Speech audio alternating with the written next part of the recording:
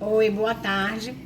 Eu vou começar agora a apresentação da nossa socialização do Seminário de Infância e Suas Linguagens, módulo 4, né? E vocês estão vendo a apresentação já, né? Yolanda, Adriana e Beatriz, não é isso? Pronto. E agora eu vou falar, né, que é da introdução a nosso seminário com a nossa tutora Kátia Massa Xavier da Silva e as nossas componentes Adriana, a Bia, a Sibeli e a Holanda. Eu vou passar o primeiro, segundo, terceiro, o quarto slide. A gente optou pelo seminário da infância e suas linguagens do título O Educador como Mediador no Desenvolvimento das Múltiplas Linguagens. No primeiro momento, quando a gente pensou, né, as nossas primeiras reuniões, quando a gente decidiu fazer sobre o tema, foi logo quando a nossa tutora, ela nos disse que a gente devia ter uma linha de continuidade do paper antigo, né? E como a gente vinha de uma turma, eu vinha de uma turma anterior, né? E peguei essa turma, aí a gente decidiu pelas áreas de concentração da pedagogia, né, dando continuidade. E a gente optou pela segunda área, que é a formação e a profissionalização de docentes, né? E quando a gente pensou nesse tema, a gente pensou de uma maneira ampla do que falar da infância e suas linguagens, né? O que a gente poderia abordar disso. E como a gente, no meu paper anterior, a gente falou do papel da escola, né, na sociedade, então a gente achou de falar sobre o papel desse educador nesse processo da infância e suas linguagens, né? E aí dentro de um documento, né, do que tem dentro da nossa trilha de aprendizagem, que é da Unesco, e que fala que o título é O Educador como Mediador, né, e nos seus diferentes linguagens no processo de desenvolvimento. E aí a gente achou interessante de abordar esse tema, onde a gente focava o educador, né, nesse processo de desenvolvimento, né, do aluno, né, dessas múltiplas linguagens na infância. E aí nós focamos na parte da educação infantil, né, e abordar o que é esse educador, né, o que é esse mediador, né, mediar o quê, né, a quem, qual é o seu papel, o que ele vai mediar, qual a inter-relação do que ele está mediando. Porque quando a gente fala num processo de mediação na educação, a gente fala de dois processos que são interrelacionados, porém eles têm que ser estudados distintos, que é o processo de aprendizagem e o processo de desenvolvimento. O processo de aprendizado, segundo os estudos, né, do estudo até de uma Sueli Juet, né, de um curso de neurociências que eu fiz, ela diz que o aprendizado, a partir de 4 meses, a criança ela já tem aprendizado, quer dizer, desde o embrião ela já está aprendendo, né? E segundo um dos livros dos teóricos, né, que é Theo Luria, se eu não me engano, ele diz que o desenvolvimento, não é Luria, é o Vygotsky, ele diz que tanto a aprendizagem como o desenvolvimento, o aprendizagem vem antes do que o desenvolvimento, né? É tanto que tem até um livro do Piaget, onde ele fala que quando a criança ela nasce, ela já tem todos os processos dela, né? Porque quando você pega quem tem a experiência da maternidade, que tem mãe, né? O filho, quando ele nasce, ele é instinto natural, entendeu? Não tem ninguém ali que ensina ele, que ele vai pegar no peito, ele vai fazer a sucção, né? Ele vai fazer os primeiros gemidos, ele vai apertar com o dedinho a mão, o dedinho da gente. Não tem isso, né? E foi Piaget, dentro do estudo dele, do desenvolvimento, que foi através do filho dele, é tanto que naquele livro Nascimento da Inteligência da Criança, ele fala sobre isso, ele faz as observações, porque ele era um biólogo, e ele faz umas observações do próprio filho dele. E foi isso que ele constatou, entendeu? A aprendizagem vem antes, né, do que o desenvolvimento. E aí, esse processo de desenvolvimento, ele é no dia a dia. E existem 2 tipos de aprendizagem, que é aquele que ele fala que é o antes da escola, né? Que ele até fala que é o pré-escolar, né? que são os ensinamentos que são no dia a dia, os informais que a criança vem dentro de casa, que aprende com a mãe, com o pai, com o ambiente que vive, né? Então, quando o aluno ele chega no ambiente escolar, ele chega no seu escolar, ele já vem com as suas bagagens, ele já vem com os seus aprendizados. E aí é que fala que esse educador, ele tem que ser esse mediador. O que é esse mediador? Ele tem que ter esse feeling, ele tem que ser esse elo de acolher essa criança que está chegando nessa idade escolar e recepcionar ele e saber o nível de aprendizagem que aquele aluno tem, né? Respeitar a bagagem que ele tem, entendeu? E inserir ele no meio escolar e dali ele saber da onde ele vai fazer a partida, entendeu? E estimular e dar os estímulos corretos para ele entrar no processo de desenvolvimento, né? E a educação infantil, até um tempo atrás, a educação infantil ela não tinha muita importância, ela não era tida como algo que fosse importante. Tanto que na época do meu pai, vamos dar um exemplo, né? As crianças só iam para escolas com 7 anos. Eles achavam que a educação infantil não era importante. E na educação infantil é a fase, até que o Jean Piaget, ele fala que é a fase sensório-motor, né? E é a fase que a criança ela imita, é a fase que a criança ela absorve, entendeu? É a fase que ela aprende, entendeu? E ali o professor ele tem que ter esse conhecimento hoje em dia. Ele não pode mais ser aquele educador que vai chegar numa sala de aula e vai só colocar conteúdo e informação. Não, tem que mudar a visão desse educador. Ele tem que passar a ser esse mediador, que é o que tem bem aqui, até eu botei aqui no meio do slide, ó, o mediador nesse processo de aprendizagem, processo de desenvolvimento.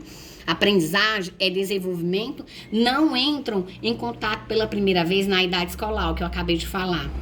Portanto, mas estão ligados entre si desde os primeiros anos de vida da criança. O problema que se apresenta é, por isso, duplamente complexo e divide-se em 2 problemas separados, porque, na verdade, quando você vai trabalhar com um e com o outro, são 2 coisas que o professor, o educador, ele tem que estar à frente. Por exemplo, ele hoje... porque existe no PPP, quando você faz, é o processo de ensino e aprendizado, né? Ensinar já é outra coisa, que é a didática, é a formação do profissional, né? Mas ele tem que saber esses 2 processos. O processo de aprendizado e o desenvolvimento, que eles são separados, porém, eles têm que ser desenvolvidos juntos, sabe? Eles têm que ser interrelacionados, porque o aprendizagem vem primeiro, o desenvolvimento vem depois, né? E aí, dando continuidade à nossa pesquisa, aí a gente focou, trouxe uma abordagem de alguns teóricos e a gente focou na abordagem do Reggio Emília. Quem é Reggio Emília? Reggio Emília é uma cidade, um vilarejo lá da Itália, né? Onde Loris Malaguzzi, né? Ele era um professor, né? Ele se inspirou nessa pedagogia regiana, né? Era logo pós Segunda Guerra, uma cidade que estava totalmente destruída, crianças, vamos dizer assim, órfãos de tudo, a cidade de órfãos, mães, quer dizer, ela vinha com toda aquela bagagem de uma Segunda Guerra, né? E aí, a gente parando para fazer uma equiparação do que aconteceu naquela época, a Segunda Guerra, era tudo aquele movimento revolucionário, né? Aquelas coisas que vinham do conservadorismo, de um tradicional, e de repente veio toda aquela briga, todo aquele contexto histórico que teve naquela fase europeia, e aí se criou.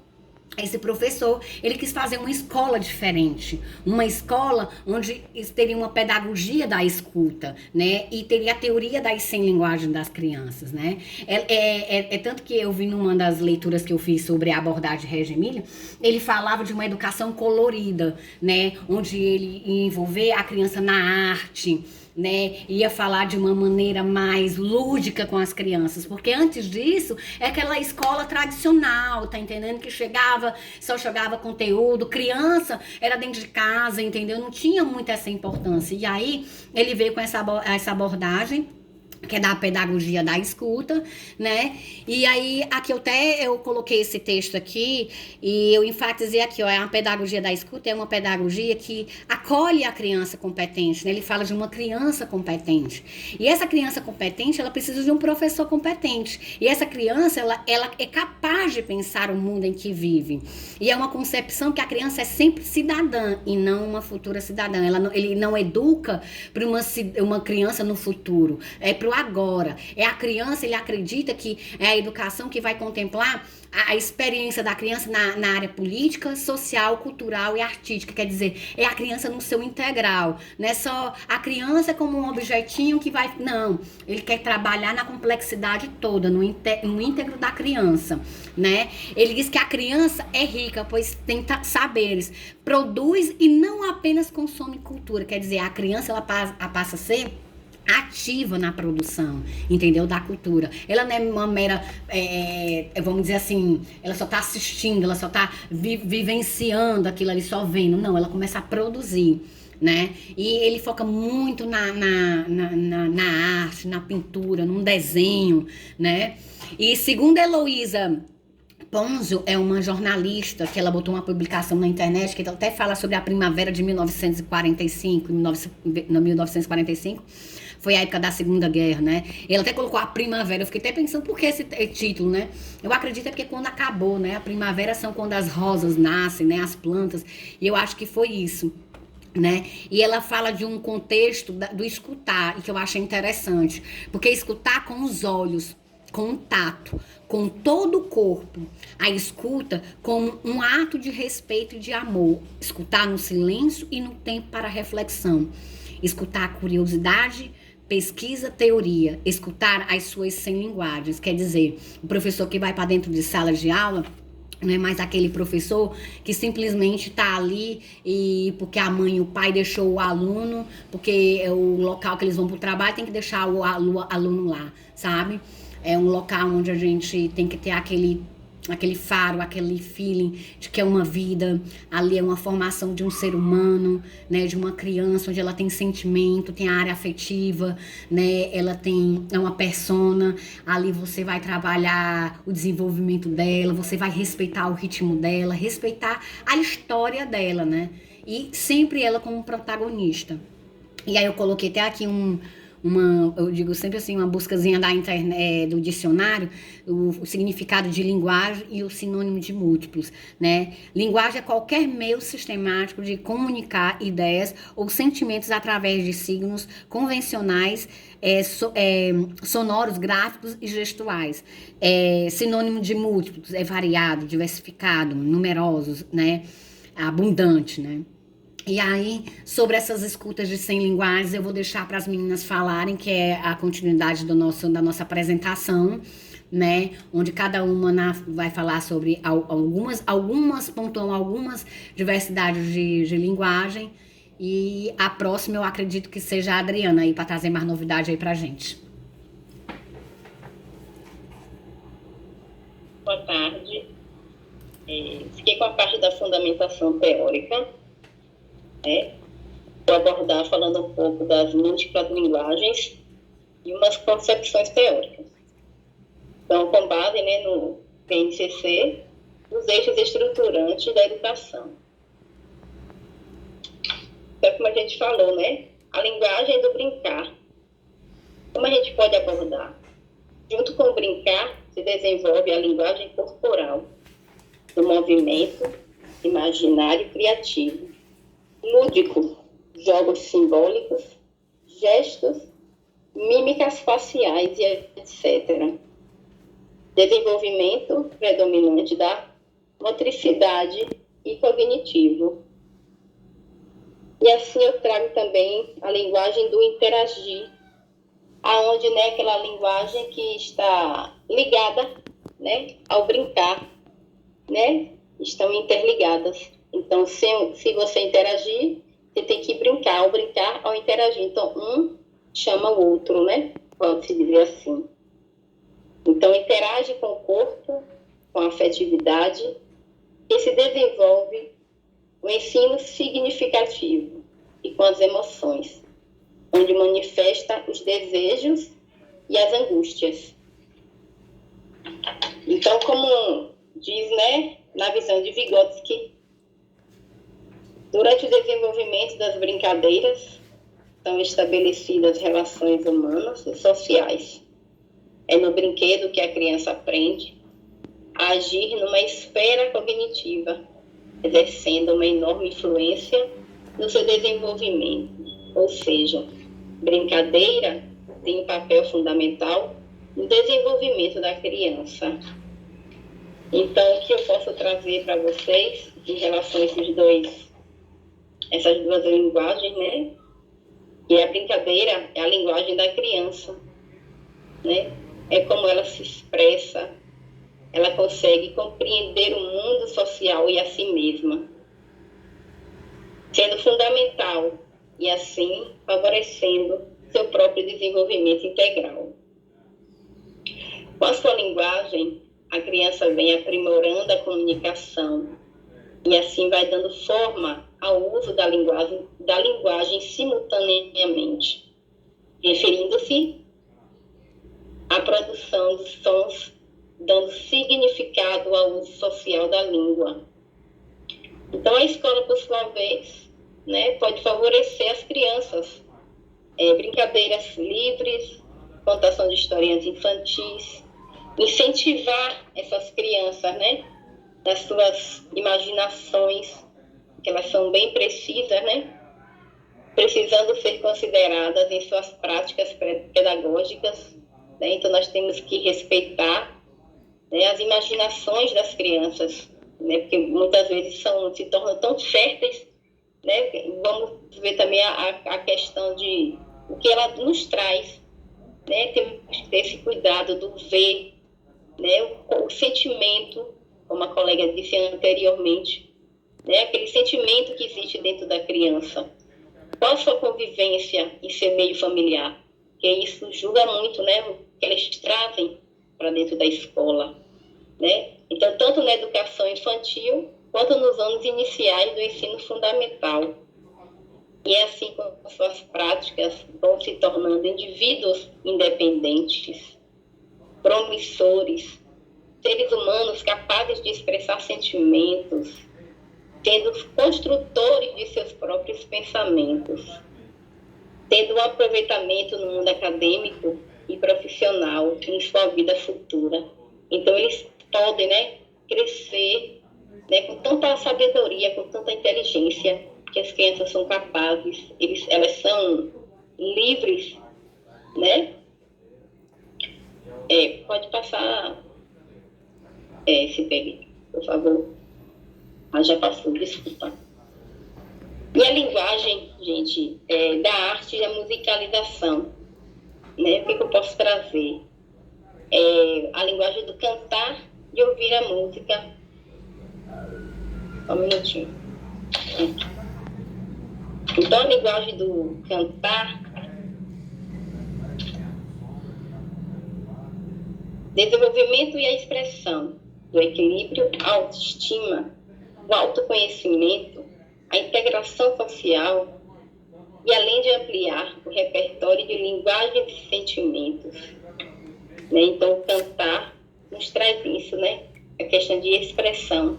Eu acho que todas as linguagens, que tudo está baseado em uma linguagem, tudo se expressa, tudo é questão de expressão, né?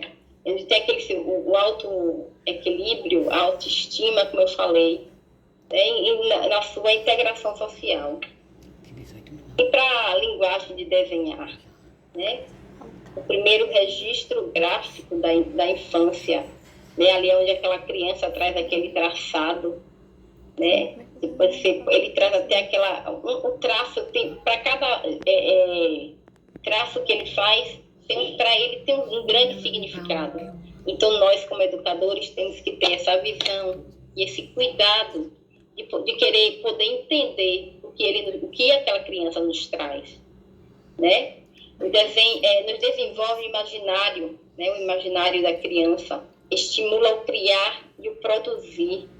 A criatividade, o intelectual da criança, ela produz o meio em que vê, né? Tudo aquilo que ela vê, ela tenta nos passar, né? né? Porque a gente tem que ter, como eu falei, a gente tem que ter esse cuidado.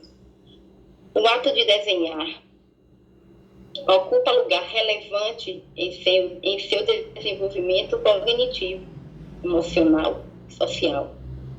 Aprender a desenhar é tão importante quanto aprender a falar ou escrever, já que o desenho é um modo de representar externamente a construção interna das estruturas espaciais que resultam de uma interação com o real, ou seja, com aquilo que ela vive, né? Então, o que ela vive é aquilo que é o que ela nos traz em forma de desenho, né? Em questão de uma música, né? Ao ouvir uma música, porque música nos fala muito, né? A letra, a gente vivencia aquilo. Então, poxa, aquela letra daquela música condiz muito com a minha vida, né? Então, é isso que eu trago para vocês, tá? E deixa eu falar só uma conclusão aqui, da minha fala, né? Só para completar um pouquinho.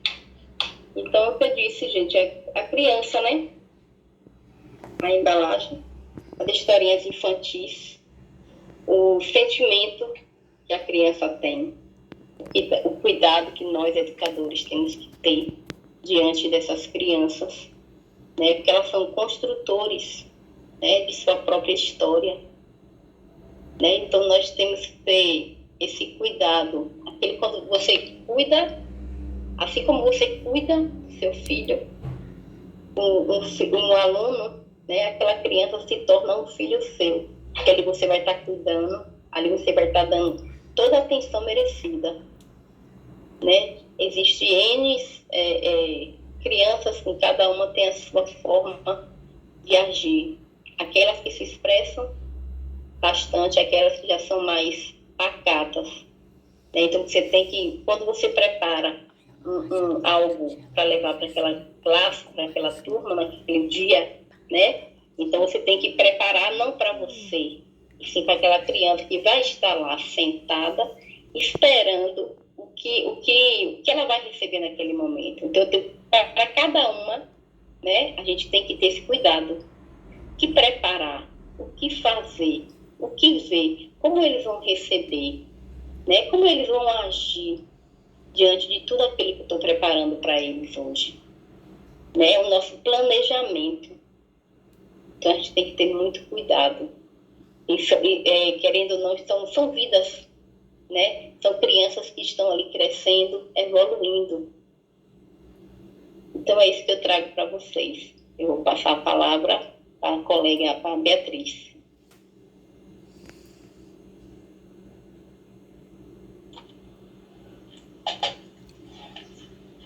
Oi, meninas, tudo bem?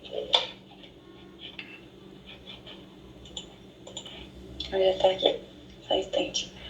Eu vim falar hoje, então, para vocês sobre a linguagem da arte. Dançar, teatro, artes visuais e a musicalização. Daí, a arte é a mais complexa, de grande valor cognitivo, educacional, cultural, social, espiritual e emocional. Nos anos iniciais, a arte não está inserida como componente curricular, porém está presente nos campos de experiência, desde a atividade de pintar, rabiscar, desenhar, colar, dançar, recitar e modelar. Aqui alguns campos de experiências, os traços, sons, cores e formas, conviver com diferentes manifestações artísticas, culturais e científicas, locais e universais. No cotidiano, nas instituições escolares, possibilita às crianças, por meio de experiências diversificadas, vivenciar diversas formas de expressões e linguagens, como a arte visuais, pintura, modelagem, colagem, fotografias e etc. A música, o teatro, a dança e o audiovisual, entre linguagens, criando suas próprias produções artísticas ou culturais, exercitando a autoria coletiva ou individual, com sons, traços, gestos, dançar, mímicas, encenações, canções, desenhos, modelagens, manipulações de diversos materiais e de recursos tecnológicos. Essas experiências contribuem para que, desde muito pequenas, as crianças desenvolvam sendo estético e crítico, o conhecimento de si mesma, dos outros e da realidade que a cerca. Portanto, na educação infantil, precisa promover a participação da criança em tempo e espaço para produção, manifestação, apreciação artística, de modo a favorecer o desenvolvimento da sensibilidade, da criatividade e da expressão pessoal da criança, permitindo que se aprimore e reconfigure permanentemente a cultura e potencialize suas singularidades ao ampliar os repertórios e interpretar as suas experiências e vivências artísticas. Pode passar, fazendo favor. Aqui temos a fundamentação teórica, que diante de todas as manifestações de linguagens, enquanto educador como mediador no desenvolvimento dessas múltiplas linguagens, desempenham um importante e complexo trabalho de responsabilidade e comprometimento em desenvolver a autonomia, a criatividade, identidade, imaginação, imitação, senso de justiça, convivência, socialização, e está ouvindo, cooperando, participando, estimulando e constituindo conhecimento, formando seres humanos participativos, críticos e protagonistas no seu processo de ensino, aprendizagem e garantindo todos os direitos de aprendizagem e desenvolvimento da educação infantil. A criança é feita de 100. A criança tem 100 mãos, 100 pensamentos, 100 modos de jogar, de falar, 100 sempre. 100 modos de escutar as maravilhas de amar, 100 alegrias para cantar e compreender. 100 mundos para descobrir, 100 mundos para inventar e 100 mundos para sonhar. A criança tem 100 linguagens.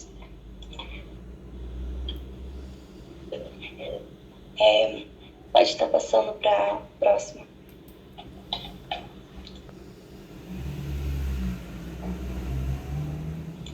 Essa parte também é minha? Yolanda, é com você. Oi, boa tarde. Então, gente, dando continuidade no objeto de análise, aqui tem o subtítulo, os construtores sociais e suas 100 linguagens. Na imagem bem ilustrativa à direita, nós vemos aí as várias tipos de linguagem que a criança pode desenvolver, né? A educação infantil assegura as condições para que as crianças aprendam em situações nas quais passam a desempenhar um papel ativo em ambientes que as convidem a conviver, a vivenciar desafios e sentirem-se provocadas e resolvê-los, nas quais possam construir significados sobre si, os outros e o mundo social e natural. Então, aqui, que diz que o aluno, na sala de aula, o professor tem que ser provocador, né? Desafiar os alunos a ser participativo nas atividades para que o aluno se desenvolva, né? As 100 linguagens são os gestos, comunicação com o corpo, desenho de diversas formas. São as 100 linguagens da criança, como aborda Loris Malaguzzi. Então, na verdade, o aluno tem que ser exposto a todas as possibilidades de expressão que existe, inclusive a escrita como meio de comunicação, né? E para isso, o professor tem que ser bastante instigador. Quem oferece, na verdade, quem que oferece quem que provoca o aluno? Quem é o detentor? Na verdade, não existe isso, né? Detentor. Quem é o protagonista quem é o protagonista é o aluno, né? Na verdade. Mas o professor tem que oferecer as condições, né? Neste caso específico, o professor tem que ser um professor que busque desafiar o aluno a sentir-se provocado e incentivado. Implica dizer que nós, docentes, tem que se colocar como facilitador, incentivador ou motivador da aprendizagem que ativamente colabora para que o aprendiz chegue aos seus objetivos. Dentro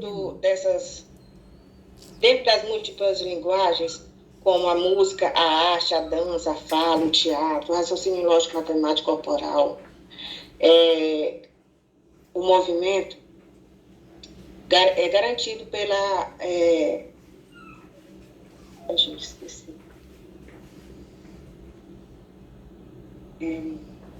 Pelo direito da aprendizagem da educação infantil. Dentro desse direito, temos os eixos estruturais, né, que é o conviver, o brincar, o participar, o expressar e conhecer-se, corroborando para seu desenvolvimento, tornando-se ativo, participativo e protagonista do seu processo de ensino-aprendizagem, como construtor social em suas pluralidades de expressões e manifestações culturais.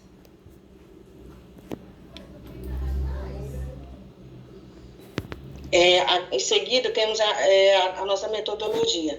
A metodologia do nosso trabalho foram pesquisadas nas fontes bibliográficas de livros de grandes teóricos, como Jean Piaget, Vygotsky, etc. E também a metodologia pedagógica da cidade de Reggio Emília, né? Na verdade, a pedagogia regiana. Nessa pedagogia, o método se trata de uma fórmula mas de uma filosofia. É uma pedagogia focada em desenvolver as habilidades da criança, criando um sujeito independente, autônomo e confiante em sua capacidade de ser um grande líder, independente dos caminhos que a criança vai percorrer, né?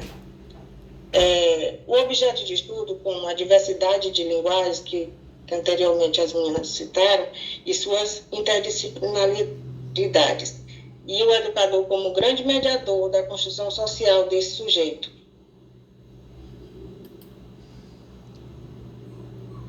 Aqui nós temos os resultados e discussões. Já que nós explanamos as mais diversas visões de teóricos, né, sobre as múltiplas linguagens da educação infantil, e identificamos os seus processos e desenvolvimento, a fim de serem potencializadas no cotidiano do processo de ensino-aprendizagem, e assim contribuindo para os educadores, como mediadores nesse processo para atuarem ativamente em espaços pedagógicos, utilizando métodos, ferramentas, espaços, tecnologias, práticas disponíveis para alcançar as metas pedagógicas. No entanto, compreendemos que não basta transmitir informações. O educador atual tem que ser um sujeito multifuncional, pesquisador, um professor, um educador desbravador nesse processo de aprendizagem e desenvolvimento, e de identificar, analisar e observar os estímulos em seus determinados níveis e tempo certo, respeitando o protagonista nesse processo que sempre será o aluno e seus direitos de aprendizagem e desenvolvimento.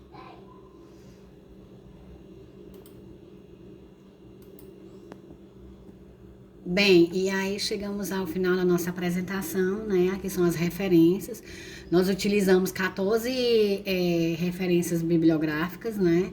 E uma de um site, né? Onde nós explanamos e só para concluir, conseguimos alcançar o objetivo que era dessa nossa pesquisa, né? Conseguimos unir as pesquisas e trazer a abordar de uma maneira o que é esse educador, o que é esse mediador, né? Nesse processo de desenvolvimento da educação infantil, né?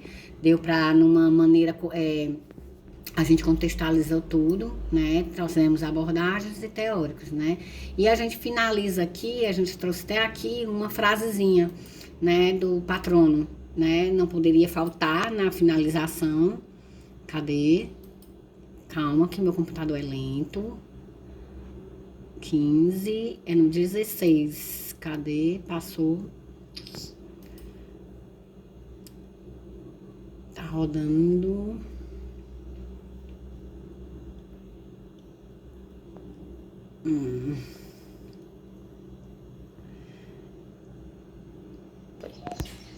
Pronto, a frase do Paulo Freire, né, que é do nosso patrono, onde ele fala assim: ensino porque busco, porque indaguei, porque indago e me indago. Pesquiso para constatar, constatando, intervenho, intervindo, educo e me educo. Pesquiso para conhecer o que ainda não conheço e comunicar ou anunciar a novidade. Paulo Freire, 1996. Né? E eu coloquei aqui uma arte que foi feita, né? Porque a gente abordou muito, deu muita ênfase a essa pedagogia regiana, né? As linguagens que envolvem, porque mais a arte, essa parte do lúdico da criança, porque quando a gente se fala em educação infantil, é esse escutar que a gente tem que ter, esse escutar, esse feeling do pedagogo, vamos dizer assim, ele tem que ter a escuta do sentimento, ele tem que ter a escuta da criança, sabe? E aí eu vou trazer um exemplo que eu trago aqui, que é da minha irmã, que ela é professora de chão de escola. Ela disse que ela tinha um aluno, que o menino, ele vivia isolado. Ele era no terceiro ano, a turma de terceiro ano, ele não sabia ler nem sabia escrever. E ele vivia isolado.